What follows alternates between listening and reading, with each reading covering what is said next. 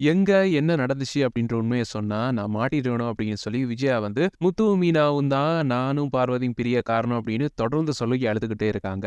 ஆனா வீட்ல இருக்க எல்லாருமே கேட்டும் விஜயா வந்து வாய் திறக்கவே இல்ல. கடைசில வந்து முத்துவும் மீனாவும் அங்க வந்துடுறாங்க. அங்க வந்த முத்து மீனாட்ட வந்து அண்ணாமலை வந்து கேட்கிறாரு, "நீயாவது சொல்லுப்பா என்ன நடந்துச்சு? கண்டிப்பா வந்து நீங்க 2 பேருமே வந்து காரணம் இல்லாம ஒரு விஷயத்த பண்ணியிருக்க மாட்டீங்க." இவ சொல்றா, இவள வந்து பார்வதி வீட்ட விட்டே தொரத்திட்டா அப்படின்ற மாரி சொல்றா. இதுக்கு காரணம் நீங்க 2 பேரும் தான் அப்படின்ற மாரி புலம்பின்னு இருக்கா. அதனால நீங்களாவது வாய திறந்து சொல்லுங்க அப்படின்னு கேட்டதுக்கு பிறகு தான் முத்துவும் மீனாவும் வந்து நடந்த விஷயத்த வந்து சொல்றாங்க. அப்ப வந்து முத்து சொல்றாரு, பார்வதி ஆண்டியுடைய பையன பத்தி உங்களுக்கு தெரியும் தானேப்பா அப்படின்ற மாரி கேட்கிறாரு. அதுக்கு வந்து அண்ணாமலை வந்து சொல்றாரு, ஆமா கல்யாணத்தோட போனவன் அதுக்கு பிறகு வீட்டு பக்கமே வரல. பாவம் அந்த பார்வதி தனியா இருக்கா அப்படின்ற மாரி சொல்றாரு. அதுக்கு வந்து முத்து சொல்றாரு, ஆமாப்பா இன்னைக்கு அவன் வந்திருந்தான் தெரியுமா அப்படின்ற மாரி சொல்றாரு. எது பார்வதி பையன் வந்தானா? இத்தனை வருஷம் கழிக்காது அவங்க அம்மாவ பார்க்கணும் அப்படின்ற ஆசை வந்துச்சு அவனுக்கு அப்படின்ற மாரி சொல்றாங்க. இல்லப்பா அதுக்கெல்லாம் வரல. அவங்க அம்மா கிட்ட பிரச்சனை பண்றதுக்கு தான் அவன் வந்தான் அப்படின்ற மாரி முத்து வந்து சொல்றாரு. என்னவா இப்ப பார்வதிட்ட இருக்க மிச்ச சொத்தையும் புடுங்க வந்தானா அப்படின்ற மாரி அண்ணாமலை வந்து கேட்கிறாரு. அது இல்லப்பா அவன் வந்தான். அதுக்கு காரணம் நம்ம அம்மா தான் அப்படின்ற மாதிரி சொல்றாரு. அம்மாவா? இவன் என்ன பண்ணா அப்படின்ற மாரி கேட்டதுக்கு வந்து மீனா வந்து சொல்றாங்க, இல்ல மாமா அத விடுவோம். அத பத்தி பேச வேணாம். பேசினா பெரிய பிரச்சனை ஆயிரும். இத பத்தி ஏன் பேசுவான்? இது முடிஞ்சது முடிஞ்சதாவே இருக்கட்டுமே அப்படின்ற மாரி மீனா வந்து சொல்றாங்க. ஆனா அண்ணாமலை வந்து விட்டுற மாரி தெரியல. அது மட்டும் இல்லாம ரவியும் கேட்கிறாரு, இல்ல நீ சொல்லுங்க. கண்டிப்பா இத தெரிஞ்சுக்கணும். அம்மா வந்து வேற ஏதோ சொல்லிட்டு இருக்காங்க. என்ன நடந்துச்சு அப்படின்றத நாங்களும் தெரிஞ்சுக்கணும் அப்படின்ற மாரி கேட்கறாங்க. அதே மாதிரி ஸ்ருதியும் சொல்றாங்க, சஸ்பென்ஸ தாங்க முடியல. நீங்களாவது குயிக்கா சொல்லுங்களேன் அப்படின்ற மாதிரி ஸ்ருதியும் கேட்கறாங்க. அப்ப வந்து அண்ணாமலை சொல்றாரு, இவ்வளவு பேர் கேட்கறாங்கல்ல சொல்லுங்களேன் அப்படின்ற மாரி சொல்றாரு. அப்ப வந்து மீனா கொஞ்சம் அமைதியா இரு நான் பேசுறேன் அப்படின்ற மாரி முத்து வந்து சொல்ல ஆரம்பிக்கிறாரு. இல்ல பார்வதி அத்தையும் அந்த சிவமும் சேர்ந்து யூடியூப்ல வந்து நிறைய வீடியோ போட்டுட்டு இருக்காங்க. நீங்க கூட பாப்பீங்களேப்பா நம்ம கிறிஷ் கூட அடிக்கடி பாத்துட்டு இருப்பானே. ஆமா பாத்துருக்கேன். அதுல என்னடா பிரச்சனை? கொஞ்சம் சுத்தி வளைக்காம நேரா விஷயத்துக்கு வாவேன் அப்படின்ற மாரி அண்ணாமலை வந்து கேட்கிறாரு. இல்லப்பா அவங்க வந்து யூடியூப்ல வீடியோ போடுறாங்க. அதுல வந்து அவங்களுக்கு ஒரு மன திருப்தி. நெறைய பசங்க வந்து இந்த வீடியோ பாக்குறாங்க. நெறைய ஃபேமிலி வந்து அதனால மாறி இருக்கு அப்படின்ற மாரி சொல்றாங்க.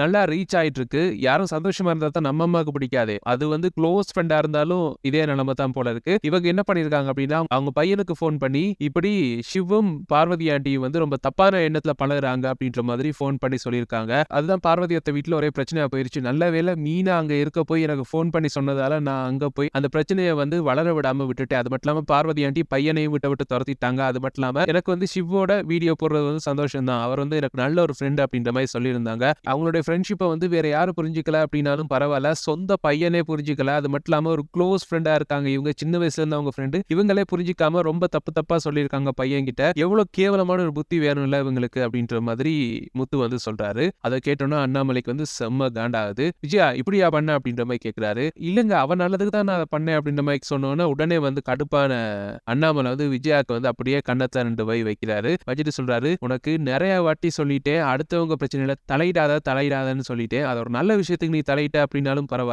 யாராவது ஒருத்தரோட குடிய கெடுக்கிறதுக்கு மட்டும் தான் நீ தலையிட்டுட்டு இருக்க. தயவு செய்து இனிமே இப்படி பண்ணாத. இப்படி தொடர்ந்து பண்ணிட்டு இருந்தா அப்படின்னா அப்புறம் என்ன நடக்கும் அப்படின்றது நான் சொல்லி தான் உனக்கு தெரியணும்னு அவசியம் இல்ல அப்படின்ற மாதிரி அண்ணாமலை வந்து செம்ம காண்டாயி திட்டுறாரு. அப்படியே வந்து ஸ்ருதியும் வந்து அதுல சேர்ந்துக்கிறாங்க. ஏன் ஆன்ட்டி இப்படி பண்ணீங்க? சின்ன வயசுல இருந்து உங்களுக்கு ஃப்ரெண்டா இருக்க ஒருத்தங்கள வந்து நீங்க புரிஞ்சுக்கலையா? இதுதான் உங்க ஃப்ரெண்ட்ஷிப்பா அப்படின்ற மாரி கேட்கறாங்க. அப்ப வந்து உடனே வந்து ரவியும் சொல்றாரு, ஏம்மா இப்படி பண்ணீங்க? நீங்கலாம் இப்படி பண்ணுவீங்க அப்படின்னு சொல்லி நான் எதிர்பார்க்கவே இல்ல அப்படின்ற மாரி சொல்றாங்க. அது மட்டும் இல்லாம அண்ணாமலையும் சொல்றாரு, அவ வந்து எனக்கு கூட பிறக்காத ஒரு தங்கச்சி. அண்ணா அண்ணான்னு வாய் நிறைய கூப்பிட்டுக்கிட்டே இருப்பா. அவள போய் இப்படி பண்ணிட்டியே நீ எல்லாம் பொம்பளையா அப்படின்ற மாரி கேட்கிறாரு. அப்படியே வந்து ஸ்ருதியும் சொல்றாங்க, ஆமா அங்கிள் ஆன்ட்டி இப்ப பண்றதெல்லாம் சரியாவே படல. ரொம்ப மோசமா சீரியல் வில்லிய விட மோசமா நடந்துக்கிறாங்க அப்படின்ற மாரி சொல்றாங்க. உடனே வந்து மனோஜ் குறுக்க வந்து ஸ்ருதி வாய மூடுமா. என்ன இப்படி அம்மா கிட்ட வந்து ஓவரா பேசிட்டு இருக்கீங்க? எல்லாம் அமைதியா இருங்க அப்படின்ற மாரி சொன்னோனே அண்ணாமலை வந்து சொல்றாரு, நீ கொஞ்சம் மூடு. நீ இவளுக்கு ஜால்ரா தட்ட போய் தான் இவ்வளவு பிரச்சனை நடந்திருக்கு. இவ பாட்டுக்கு நான் பண்றது சரி அப்படின்னு சொல்லிட்டு ஆடிக்கிட்டு இருக்கா அப்படின்ற மாரி அண்ணாமலை வந்து சொல்றாரு. அத கேட்டோனே மனோஜ் வந்து சொல்றாரு, இல்லப்பா அம்மா பண்ண சரிதானேப்பா. ஆன்ட்டிக்கு நல்லது தானே பண்ணாரு. ஆன்ட்டி வந்து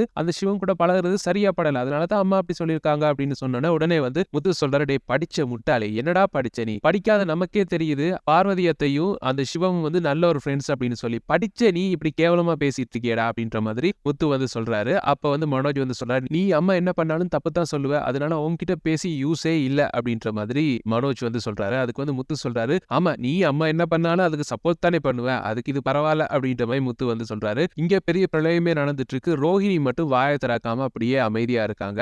அப்ப வந்து முத்து சொல்றாரு, பாரு பார்லர் அம்மாக்கே தெரியுது அம்மா பண்ணது தப்பு தான் அப்படின்னு சொல்லி. அதனால தான் அவங்க வாய் திறக்காம இருக்காங்க. ஏன்னா அவங்க எப்பயுமே அம்மாவை எதிர்த்து பேச மாட்டாங்க. அதனால தான் அவங்க வாயை மூடிட்டு இருக்காங்க. இல்ல அம்மா பண்ணது சரி அப்படின்னா கண்டிப்பா சப்போர்ட் பண்ணியதா சொல்லியிருப்பாங்க. ஆனா அவங்க வாயவே திறக்கல. அப்பவே தெரியலையா அம்மா பண்ண தப்பு தான் அப்படின்ற மாதிரி முத்து வந்து சொல்றாரு. அதுக்கு அதுக்கு வந்து மனோஜ் வந்து உடனே வந்து ரோஹிணியை பார்த்து திரும்பி கேட்கிறாரு. அப்படியா ரோஹிணி அப்படின்ற மாதிரி கேட்கிறாரு. ரோஹிணி வந்து கொஞ்சம் சும்மா இரு மனோஜ் அப்படின்ற மாதிரி சொல்றாங்க. அப்படியே விஜயா வந்து ரோஹிணியை பார்த்து அப்படியா ரோஹிணி நான் பண்ண தப்பா அப்படின்ற மாதிரி கேட்கிறாங்க. அப்ப வந்து ரோஹிணியால எதுவுமே பேச முடியாது. ரோஹிணி அப்படியெல்லாம் இல்ல அத்தை அப்படின்னு சொல்லிட்டு உடனே வந்து போன் வருது அப்படின்னு சொல்லி அங்கிருந்து அப்படியே கலந்து ஓடி போறாங்க. அதை வந்து முத்து வந்து நோட் பண்ணிட்டே இருக்காரு. ரோஹிணியுடைய போக்கு சரியில்லையே அப்படின்ற மாதிரி சொல்லிட்டு அவரும் வந்து அங்கிருந்து கிளம்பி போறாரு. அப்படியே ஒருத்தரா கிளம்பி போறாங்க. அப்படியே வந்து வெளியில வந்து உட்கார்ந்தோன்னு வந்து அங்க வந்து பார்வதி வராங்க. பார்வதி வந்து வாமா அப்படின்ற மாதிரி அண்ணாமலை வந்து கூப்பிடுறாரு. அப்ப வந்து கேள்விப்பட்டேன், நடந்த விஷயம் எல்லாத்தையும் கேள்விப்பட்டேன் அப்படின்ற மாதிரி அண்ணாமலை வந்து சொல்றாரு. அப்ப பார்வதி சொல்றாங்க, அவ பண்ண எல்லா தப்புக்குமே நான் சப்போர்ட் பண்ணலாம் அப்படின்னாலும் கூட இருந்திருக்கேன். ஆனா அவ வந்து என் லைஃப்ல இப்படி ஒரு விஷயத்த பண்ணுவா அப்படின்னு நான் எதிர்பார்க்கவே இல்லை. என் பையன் என்ன பார்க்க வரமாட்டானா, என் கூட வந்து இருக்க மாட்டானா அப்படின்லாம் யோசிச்சுட்டு இருந்தேன்னா பையன் வந்தோன்னா அவ்வளவு சந்தோஷப்பட்டேன். ஆனா அவ வந்தது என்ன இவ்வளவு கேள்வி கேட்டு இப்படி அசிங்கப்படுத்துறது தான் வந்திருக்கான். அதுக்கு முக்கிய காரணமா இவ தான் இருந்திருக்கா. இவ்வளவு பண்ண இவ, அதாவது சிவமும் நானும் ஃப்ரெண்டா இருக்கோம், அது வந்து தப்பா படுது அப்படின்னு சொல்லி என் பையனுக்கு போன் பண்ணி சொல்ல தெரிஞ்ச இவளுக்கு இதனால வந்து பையன் இல்லாம நான் ரொம்ப ஃபீல் பண்ணிட்டு இருக்கேன் அப்படின்ற ஒரு விஷயத்த அவளுக்கு போன் பண்ணி சொல்லணும் அப்படின்னு தோணவே இல்ல. என்னத்தான் ஃப்ரெண்டோ தெரியலன்னா அப்படின்ற மாதிரி பார்வதி வந்து சொல்லி கவலைப்படுறாங்க. உடனே வந்து முத்து சொல்றாரு, விடுங்க அத்தை, அதெல்லாம் பாத்துக்கலாம், அம்மா இப்படின்னு தெரியும் தானே அத்தை அப்படின்ற மாதிரி சொல்றாரு. அதுக்கு வந்து பார்வதி சொல்றாங்க, அம்மா இப்படித்தான்னு தெரியும் முத்து, ஆனா இத்தனை வருஷமா வந்து எனக்குன்னு அவ துரோகம் அப்படின்னு எதுவுமே பண்ணது கிடையாது. ஆனா இப்ப பண்ணது வந்து நான் வாழ்க்கையில மறக்க மாட்டேன். அவளை வந்து வீட்டை விட்டு வேற துரத்திட்டேன், என்ன மன்னிச்சிடுங்க அப்படின்ற மாதிரி பார்வதி வந்து சொல்றாங்க. உடனே ஸ்ருதி வந்து அங்க வந்து சொல்றாங்க, இல்ல ஆண்டி நீங்க பண்ண தப்பே கிடையாது. என் ஃப்ரெண்ட் யாராவது எனக்கு இப்படி பண்ணியிருந்தாங்க அப்படின்னா 2 அறை கொடுத்து 2 மிதி கொடுத்து அனுப்பியிருப்பேன். நீங்க ஜஸ்ட் வந்து வீட்டை விட்டு போகணும் மட்டும் தான் சொல்லியிருக்கீங்க அப்படின்ற மாதிரி ஸ்ருதி வந்து சொல்றாங்க. அப்ப உடனே வந்து மனோஜ் வந்து ஸ்ருதியை வந்து முறைச்சு பார்த்துட்டு இருக்காரு. அப்ப ரவி கேட்கிறாரு, என்ன மனோஜ் முறைக்கிற அப்படின்ற மாதிரி கேட்கிறாரு. இல்ல அவ வந்து ரொம்ப ஓவரா பேசிட்டு இருக்கா அம்மா பத்தி அப்படின்ற மாதிரி மனோஜ் வந்து சொல்றாரு. அம்மா பண்ண தப்பதானே அவ சுட்டி காட்டிட்டு இருக்கா அப்படின்ற மாதிரி ரவி வந்து சொல்றாரு. அதுக்கு மனோஜ் வந்து அம்மா ஒன்னும் தப்பு பண்ணல, இவங்க தான் தப்பு பண்ணியிருக்காங்க அப்படின்ற மாதிரி சொல்றாரு. உடனே முத்து வந்து என்ன வார்த்தை பேசிட்டு இருக்க அப்படின்ற மாதிரி மனோஜ் வந்து ஏசுறாரு. மனோஜ் வந்து இல்ல நான் அவங்க பண்றதான் சொன்னேன், இவங்க பண்ணதான் தப்பு அப்படின்ற மாதிரி சொல்றாரு. இவன் இப்படித்தான் ஏதாவது கேவலமா பேசிட்டு இருப்பான் அம்மா கூட சேர்ந்து, இவன் பேச்செல்லாம் எடுத்துக்காதீங்க அப்படின்ற மாதிரி சொன்னோன்னே மனோஜ் வந்து அங்க இருந்து கிளம்பி போறாரு. அப்ப வந்து விஜயா வந்து என்ன சத்தம் அப்படின்ற மாதிரி வராங்க. வந்தோட பார்வதி அங்க உட்கார்ந்துருக்காங்க.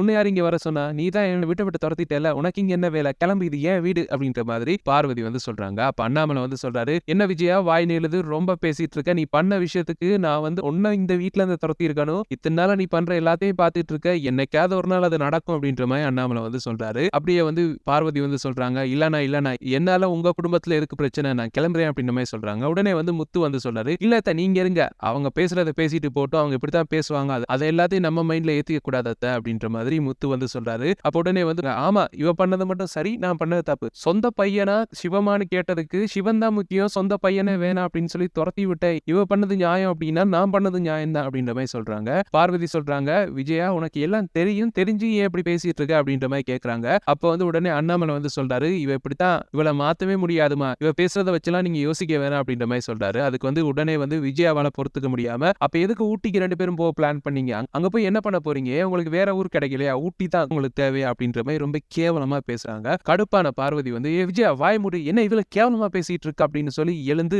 விஜயாக்கு ஒரே ஒரு அற விடுறாங்க. நானும் பாத்துக்கிட்டே இருக்கேன், ரொம்ப நாளா வந்து என் வீட்டுல வந்து கேவலமான பிளான் எல்லாம் போட்டுட்டு இருக்கா, அந்த சின்ன பையன் கிறிஷ வந்து வீட்டை விட்டு துரத்துறதுக்கு பிளான் பண்ற, அது மட்டும் இல்லாம இந்த பொண்ணு மீனா அது பாவம், அந்த பொண்ணு ஏதாச்சும் பண்ணணும் அப்படின்னு சொல்லி பிளான் பண்ற, யாரும் நல்லா இருந்தா சந்தோஷமா இருந்தா உனக்கு பிடிக்கவே பிடிக்காதா அப்படின்ற மாதிரி பார்வதி வந்து கொதிச்செழுறாங்க. அப்ப உடனே வந்து முத்து வந்து கை தட்டுறாரு, சூப்பர் அத்தை அப்படின்னு சொல்லி கை தட்டுறாரு. இதுதான் தரமான சம்பவம் அப்படின்ற மாதிரி சொல்றாரு. விஜயா வந்து அப்படியே முத்துவை மறைச்சு பாக்குறாங்க. அண்ணாமலையும் வந்து விஜயா நீ பேசினதுக்கு வந்து வாய் உடைச்சிருக்கணும், அவ ஜஸ்ட் அரையோட விட்டுட்டா அப்படின்னு சொல்லி சந்தோஷப்படு அப்படின்ற மாதிரி சொல்லிட்டு இருக்காரு. உடனே வந்து மனோஜ் அங்க வராரு, யார் எங்க அம்மா மேல கைய வச்சது அப்படின்ற மாதிரி கேட்டுட்டு வர்றாரு. அப்படியே இந்த எபிசோட வந்து முடிக்கிறாங்க. இதுதான் நாளைக்கு எபிசோட்ல நடக்கும் அப்படின்னு சொல்லி நாங்க ப்ரெடிக்ட் பண்ணிருக்கோம். ஆனா அதிகமா நம்ம சீரியல் டைரக்டர் என்ன பண்ணுவாருன்னு தெரியும் தானே, 788வது தடவை இதுதான் உனக்கு கடைசி வார்னிங் அப்படின்னு சொல்லிட்டு அண்ணாமலை வந்து விஜயாக்கு வார்னிங் கொடுக்க போறாரு. கண்டிப்பா அதான் நடக்கும், பொறுத்து வந்து பார்க்கலாம் அது நடக்க போதா இல்லாட்டி நாங்க சொன்ன ப்ரெடிக்ஷன் நடக்க போதா அப்படின்னு சொல்லி. இது போல ப்ரெடிக்ஷன்ஸ் தொடர்ந்து பெற்றுக்கொள்ள எங்க சேனல் மறக்காம சப்ஸ்கிரைப் பண்ணி இணைந்திருங்க. தேங்க்யூ.